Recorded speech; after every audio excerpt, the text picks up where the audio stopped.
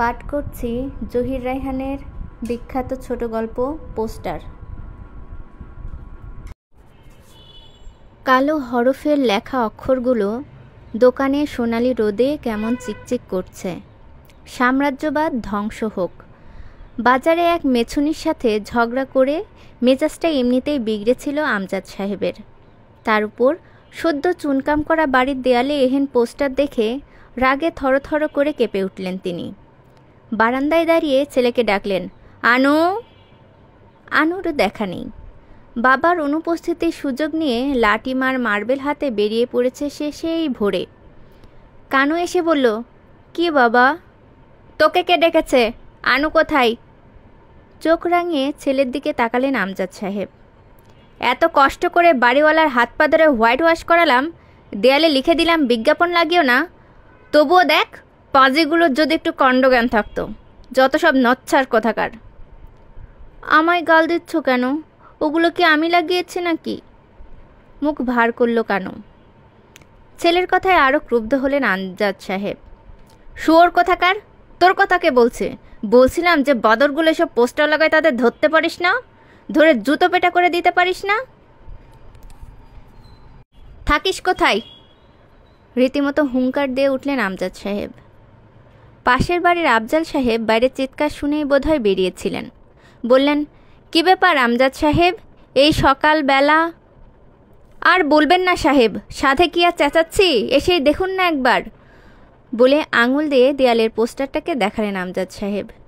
ও, এ আর কি, ও তো সব জায়গায় লাগিয়েছে ওরা। শহরটাকে একেবারে ছেয়ে ফেলেছে সাহেব, তারিফ করতে হয় এ ছেলেগুলোর। আপনি বলছেন কি? রীতিমতো অবাক হলেন আমজাদ সাহেব। আপনি ওই ছেলেগুলোর তারিফ করছেন? তারিফ করব না? আফজাল সাহেব বললেন, দেশের মধ্যে সাচ্চা কেউ যদি থেকে থাকে তো ওরাই আছে। ওরাই লড়ছে দেশের স্বার্থের জন্য। আর মন্ত্রীরা বুঝি কিছু করছে না বলতে চান আপনি? করছে না কে বলছে? আলবৎ করছে। আফজাল সাহেব উত্তর করলেন, খবরের কাগজ দেখেন না, আজকাল এখানে টি পার্টি, তো কাল ওখানে ডিনারের আয়োজন, পরশু নিউ ইয়র্ক যাত্রা। করছে না কে বলছে? অনেক করছে ওরা। তা তো আপনারা বলবেনই, এক চোখা লোক কিনা, তাই একদিকটাই দেখেন শুধু। বলে আর সেখানে দাঁড়ালেন না আমজাদ সাহেব। দরজা ঠেলে ভেতরে ঢুকে গেলেন তিনি। হালিমা বিবি তৈরি হয়েছিলেন বোধহয়। ভেতরে ঢুকতেই মুখ ঝামটা দিয়ে উঠলেন, রাস্তায় দাঁড়িয়ে দাঁড়িয়ে হল্লা করবার আর সময় পেলে না? এদিকে অফিসের সময় হয়ে এলো, একটু পরেই তো ভাত ভাত করে বাড়ি ফাটাবে। স্ত্রীর সাথে এ সময় ঝগড়া করার মোটে ইচ্ছে ছিল না আমজাদ সাহেবের। তবুও কাপড় ছাড়তে ছাড়তে বললেন, ঘরে বসে হুকুম সবাই করতে পারে, কাজের বেলায় কেউ নয়। থলে থেকে তরকারি বের করতে গিয়ে হঠাৎ বাধা পেলেন হালিমা বিবি। কি বললে? কাজ করি না আমি? বলি এই যে ভোরবেলা, ভোর সকালে উঠে বিছানাপত্র গুটানো থেকে শুরু করে ঘর ঝাড় দেয়া, বাসনপত্র মাজা, চুলোরে আঁচ দেওয়া, এগুলো কি তুমি করেছো না আমি করেছি? কে করেছে শুনি? খুব একটা খারাপ কথা মুখে এসেছিল আমজাদ সাহেবের। সামনে নিলেন অতি কষ্টে। বয়স্ক ছেলে মেয়েদের সামনে রোজ রোজ এ ধরনের ঝগড়াঝাটি সত্যি কি বিশ্রী ব্যাপার। স্ত্রীর দিকে কঠিন দৃষ্টিপাত করে গামছা আর লুঙ্গি হাতে কলগোড়ায় চলে গেলেন তিনি। স্ত্রীর আক্ষেপ ভরা খেদোক্তি সেখানেও ধা করল তাকে। কাজ করেও কোনো নাম নেই, কোনো স্বীকৃতি নেই। 12 বছর বয়সে মাথায় ঘোমটা চড়িয়ে মিনসের ঘর করতে এসেছি, সেই থেকে কাজ আর কাজ, খেটে খেটে শরীর আমার হাড্ডিসার হয়েছে, তবু নাম নেই। বলতে বলতে কাঁদতে শুরু করলেন হালিমা বিবি। খোদা, আমার মরণ হয় না কেন? আজরাইলের চোখে কানা হয়েছে, আমায় দেখে না? চটপট গোসলটা সেরে একটু পরেই ফিরে এলেন আমজাদ সাহেব। তখনও নিজের অদৃষ্টকে একটানা ধিক্কার দিচ্ছেন হালিমা বিবি। একটা কাজের লোক রাখেনি লোকটা, আমায় বাদির মতো খাটিয়ে নিয়েছে। একটা ভালো কাপড় কিনে দেয়নি কোনোদিন, ছেঁড়া নেংটি পরে থাকি আমি, তবুও নাম নেই। আরও কি যেন বলতে যাচ্ছিলেন তিনি। হঠাৎ রাগে ফেটে পড়লেন আমজাদ সাহেব। চুপ করো বলছি, নইলে এক্ষুনি গলা টিপে দেব। দাও না দাও। সামনে এগিয়ে এলেন হালিমা বিবি। সরস দৃষ্টিতে তার দিকে এক পলক তাকালেন আমজাদ সাহেব। তারপরে আলনা থেকে জামাটা নামিয়ে সোজা রাস্তায় এলেন তিনি। রাস্তায় নেমে কেন যেন আবার পেছনের দেয়ালটার দিকে ফিরে তাকালেন আমজাদ সাহেব। আর একখানা পোস্টার। ঠিক আগের পোস্টারটার পাশেই সেটে দেওয়া হয়েছে গোটা গোটা অক্ষরে লেখা, বাঁচার মতো মজুরি চাই। এ মুহূর্তে কে যেন একটি জ্বলন্ত পেট্রোল ঢেলে দিয়েছে আমজাদ সাহেবের গায়ের উপর। দপ করে জ্বলে উঠলেন আমজাদ সাহেব। আনু! আনু তখনও ফেরেনি। কানু এসে ভয়ে ভয়ে বলল, কি বাবা, কি বাবা? তীব্র দৃষ্টিতে ছেলের দিকে তাকিয়ে মুখ বিকৃত করলেন তিনি। তুই কেন? আনু কোথায়? কানু বানিয়ে বলল, ও স্কুলে গেছে। ও স্কুলে গেছে? আর তুই ঘরে ঘরে বসে বসে কি করছিস, হ্যাঁ? ছেলেকে ধমক দিয়ে উঠলেন আমজাদ সাহেব। দাঁড়িয়ে দাঁড়িয়ে আবার দেখছিস কি? যা যা না, একটা বাঁশ জোগাড় করে এনে নিচু থেকে গুতিয়ে পোস্টার দুটোকে ফেলে দে মাটিতে। আর শোন, সারাদিন এইখানে দাঁড়িয়ে থাকবি তুই। খবরদার, কেউ যেন পোস্টার টোস্টার না লাগাতে পারে, হ্যাঁ? বুঝলি তো? জি হ্যাঁ। হ্যাঁ, যা বললুম মনে থাকে যেন, বলে অফিসমুখো হলেন আমজাদ সাহেব। পেছন থেকে মেজো মেয়ে টুনি ডেকে বলল, বাবা ভাত খেয়ে যাও, মা ভাত খেয়ে যেতে বলছে। মেয়ের ডাকে একবার ফিরে তাকালেও থামলেন না আমজাদ সাহেব। আগের মতোই চলতে থাকলেন। না খেয়েই আজ অফিসে যাবেন তিনি। শুধু আজ বলে নয়, বছরে 12 মাসে 3 মাস না খেয়েই অফিস করেন আমজাদ সাহেব। কোনো দিন পেটের অবস্থা বেশি কাহিল হয়ে পড়লে মোড়ে বিহারীদের সস্তা হোটেলটায় ঢুকে গোটা দুয়েক ডাল পুরি আর কয়েক গ্লাস পানি খেয়ে অফিসে যান তিনি। মাসের প্রথম হলে অফিসের পাশে দিল্লি রেস্টুরেন্টটায় ঢুকে শিক কাবাব আর চাপাতি উদরস্থ করেন। আজ কিন্তু এমুখো ওমুখো কোনো মুখোই হলেন না আমজাদ সাহেব। অনেকটা দৌড়াতে দৌড়াতে অফিস মুখে ছুটলেন তিনি। নতুন সাহেব ভীষণ কড়া। 5 মিনিট লেট হলে ডাহা 5 টাকা জরিমানা করে বসে থাকেন। সার সাহেবের গোষ্ঠীর শ্রাদ্ধ হতো। কাঠের সিঁড়িটা বেয়ে তরতর করে উঠে গেলেন আমজাদ সাহেব। সরু বারান্দাটা পার হতেই সাহেবের সাথে একেবারে মুখোমুখি। এই যে আমজাদ সাহেব, আজও আপনি লেট। 15 মিনিট।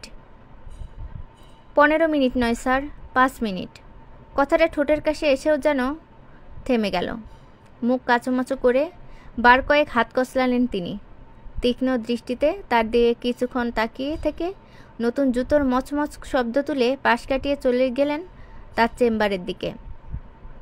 ভেতরে ঢুকে সবার দিকে এক পলক চোখ বুলিয়েই নিজের আদি অকৃত্রিম চেয়ারটিতে এসে বসলেন আমজাদ সাহেব। এলডি ক্লার্ক হাসমত মিয়া বার কয়েক তার দিকে তাকিয়ে বললেন, কি আমজাদ সাহেব, চোখ দুটো এত লাল কেন? ভাবির সাথে ঝগড়া করে এসেছেন বুঝি? কথা শুনে তাতে জিভ কাটলেন আমজাদ সাহেব। কি যে বলেন, খানদানি পরিবারে বউয়ের সাথে ঝগড়া? আচ্ছা। জানেন, আমার নানা ছিলেন খাঁটি শেখ। আর দাদা? আরে না না, তা কি আর জানি নে, জানি। তবে এমনি একটু ঠাট্টা করছিলাম আপনার সাথে, বললেন হাসমত মিয়া। মনে মনে বড় গর্ববোধ করলেন আমজাদ সাহেব। বললেন, ঠাট্টা করেছে যে বলেছেন তা আমি বুঝেছি, তবে কিনা চোখ দুটো লাল হবার পেছনেও কারণ আছে একটা। কারণটা গিয়ে দেয়ালে পোস্টার লাগানো আর তা দেখে তার ভীষণ চটে যাওয়ার ইতিবৃত্তটাই শোনালেন আমজাদ সাহেব। হাসমত মিয়া বললেন, এতে রাগ করবার কি আছে? আলবত আছে। আমজাদ সাহেব মাথা ঝাঁকালেন। কতগুলো বখাটে ছোকরা বুঝলেন হাসমত সাহেব, কাজকর্ম কিছুই নেই, সারাদিন শুধু এই করে বেড়াই। আসলে কি জানেন, এরা হচ্ছে দেশের শত্রু, মানে এরা হচ্ছে বিদেশের দালাল। কেন, আপনি পরশু প্রধানমন্ত্রীর বক্তৃতা শোনেননি? আরও কি যেন বলতে যাচ্ছিলেন আমজাদ সাহেব। হাসমত মিয়া বললেন, চুপ, সাহেব আসছে। সাহেব ঠিক এলেন না। দরজা দিয়ে একবার উকি মেরে আবার চলে গেলেন বাইরে। কেন যেন আজ অফিসের কাজে মন বসছিল না আমজাদ সাহেবের। এটা ওটা অনেক কিছু ভাবছিলেন তিনি। কালু মোদির পাওনা, দুধওয়ালার বাকি, মেয়ের বিয়ে, অনেক চিন্তায় মাথার ভেতর গিজগিজ করছিল তার। পাশের সিটে বসা হাসমত মিয়া খসখস শব্দে কলম চালাচ্ছিলেন আপন মনে। সামনের সারিতে বসা রমেশবাবু তার নচ্ছির ডিবে খুঁজে বেড়াচ্ছিলেন পকেটময়, আর বিরক্তিতে ভ্রু বাঁকাচ্ছিলেন বারবার। সদ্য বিয়ে করা ডেসপাচার মুলকুত মিয়া কাজের ফাঁকে ফিসফিসিয়ে নতুন বউয়ের গল্প করছিলেন পাশের সিটে বসা আকবর আলীর সাথে। সবার দিকে এক পলক চোখ বুলিয়ে নিয়ে ফাইলের ভেতর ডুব দিলেন আমজাদ সাহেব। মাথার উপরে বৈদ্যুতিক পাখাটা একটানা ঘুরছিল বনবন শব্দে। দেয়াল ঘড়িতে তখন বোধহয় বেলা 1টা। হঠাৎ ওপাশের টেবিল থেকে ক্যাশিয়ার হুরমত আলী চাপা স্বরে বললেন, শুনেছেন আমজাদ সাহেব? কি, অফিসে নাকি ছাঁটাই হবে? ছাঁটাই? তড়িতাহত হওয়ার মতো আচমকা উঠলেন আমজাদ সাহেব। হ্যাঁ, ছাঁটাই, আসতে বললেন হুরমত আলী। খবরটা এক মুহূর্তে ছড়িয়ে পড়ল অফিসের আনাচে কানাচে। চলন্ত কলমগুলো স্লথ হলো, থেমে পড়ল, খসে পড়ল অনেকের হাত থেকে। ফ্যাকাশে দৃষ্টি তুলে পরস্পরের মুখের দিকে তাকালো সবাই। ছাঁটাই? সে কি? কাপা ঠোঁটে বিড়বিড় করে উঠলেন হাসমত মিয়া। ও গড, সেভ মি গড! চাপা আর্তনাদ করে উঠল অ্যাংলো ইন্ডিয়ান টাইপিস্টটা। আমজাদ সাহেব নিষ্কম্প, নিশ্চুপ। একটা কথাও মুখ দিয়ে বেরোচ্ছিল না তার। মাথার ভেতর শুধু গিজগিজ করছিল কালো মুদির পাওনা, দুধওয়ালার বাকি, মেয়ের বিয়ে। কপালের শিরাগুলো টনটন করছিল তার। সব অফিসেই ছাঁটাই হচ্ছে সাহেব, নিচ্ছে না, শুধু বের করে দিচ্ছে। ভাঙা ভাঙা গলায় বললেন হুরমত আলী। কপালটা দুহাতে চেপে ধরে এলডি ক্লার্ক রমেশবাবু বললেন, কাল সেক্রেটারিয়েট থেকেও নাকি 7 জনকে ছাঁটাই করেছে শুনলাম। ও গড, সেভ মি গড! আর একবার আর্তনাদ করে উঠল Anglo Indian টাইপিস্টটা। Draughtsman Akbar Ali এতক্ষণ চুপ করেছিলেন। হঠাৎ টেবিলের উপর প্রচণ্ড একটা ঘুষি মেরে লাফিয়ে উঠলেন তিনি। ছাঁটাই করবে মানে ইয়ার্কি পেয়েছে নাকি? হ্যাঁ, ইয়ার্কি পেয়েছে নাকি? এটা মগের মুল্লুক নয়। তাকে সমর্থন করে বললেন মুলকুত মিয়া, আমাদের বউ পরিবার নেই, ভাই বোন নেই, তারা চলবে কেমন করে? ইয়ার্কি পেয়েছে নাকি যে ছাঁটাই করে দেবে? আহ মুলকুত সাহেব, আস্তে আস্তে, এত চিৎকার করছেন কেন? চাপাস্বরে তাকে তিরস্কার করলেন বুড়ো ক্যাশিয়ার হুরমত আলী। আমজাদ সাহেব তখনও নিশ্চুপ, নিষ্কল্প। বিকেলে অফিস ছুটির মিনিট কয়েক আগেই টাইপ করা নামগুলো টাঙানো দেখা গেল বারান্দায় নোটিশ বোর্ডের উপর। অনেকগুলো নাম, 1, 2, 3টে নামের নিচের নামটার দিকে চোখ পড়তে মাথায় হাত দিয়ে দপ করে বারান্দায় বসে পড়লেন আমজাদ সাহেব। খোদা, খোদা, এ কি করলে? গড, ও গড, গড! ভগবান, ছেলেপিলেগুলো যে না খেয়ে মরবে ভগবান! অনেকটা টলতে টলতেই অফিস ছেড়ে রাস্তায় নেমে এলেন আমজাদ সাহেব। একটা নিরালা পার্কে ঢুকে আধভাঙা বেঞ্চের উপরে ঝুপ করে বসে পড়লেন তিনি।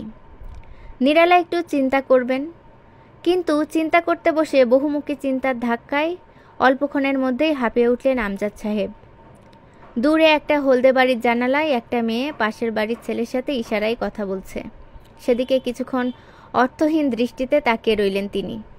চিঠির আদান প্রদান হলো এ জানালা থেকে ও জানালায়।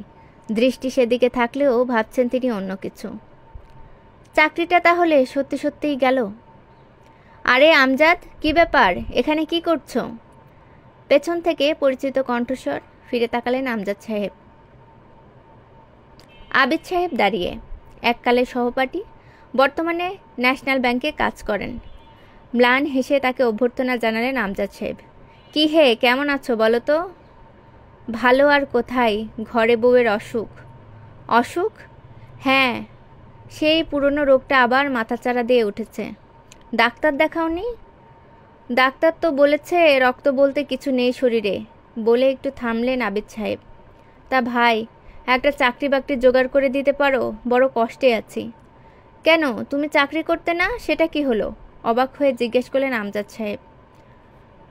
সে তো গত পরশুই খতম, বলে ম্লান হলেন আবিদ সাহেব। 7 জনকে ছাঁটাই করেছে আমাদের ওখানে, শুনোনি? ছাঁটাই, ছাঁটাই, ছাঁটাই! উফ, কি হবে এই পোড়া পৃথিবীটার! কপালের ফুলে ওঠা শিরা দুটো টিপে ধরে দাঁড়ালেন আমজাদ সাহেব। বাসার কাছে এসে পৌঁছাতেই চোখ দুটো দপ করে জ্বলে উঠল তার। হাত পা সমেত গোটা শরীরটা আর একবার কেঁপে উঠল রাগে ক্ষোভে। সদ্য চুনকাম করা তার একতলা দালানটার দিকে আগুন ঝরা দৃষ্টিতে আর একবার তাকালেন আমজাদ সাহেব। ময়লা পায়জামা আর ছেঁড়া শার্ট প্যান্ট পরা 20-22 বছরের রোগা দেয়ালে পোস্টার লাগাচ্ছে। ধরে প্রাণ রাখবো না শালার! চাপা রোষে গর্জে উঠলেন তিনি। শালার গোষ্ঠী শ্রাদ্ধ করব আজ। হাত দুটো নিষ্পিস করছিল আমজাদ সাহেবের। এতদিন পর হাতের মুঠোয় পেয়েছেন ছেলেটাকে। যত সব বখাটে ছোকরাসার আজ আর আস্ত রাখবো না, পিষে ফেলবো একদম পায়ের তলায়। পোস্টারটা দেয়ালে সেঁটে দিয়ে ছেলেটা ধীরে ধীরে ততক্ষণে এগিয়ে আসছে তারই দিকে। হিংস্র দৃষ্টিতে তার দিকে তাকালেন আমজাদ সাহেব। হঠাৎ পোস্টারটার দিকে নজর পড়তেই থমকে দাঁড়ালেন তিনি। পুরনো খবরের কাগজের উপর লাল কালিতে লেখা গোটা গোটা অক্ষর, ছাঁটাই করা চলবে না। আজ এ পর্যন্তই। আরও এমন গল্প শুনতে হলে আমার সাথেই থাকুন। ধন্যবাদ সবাইকে।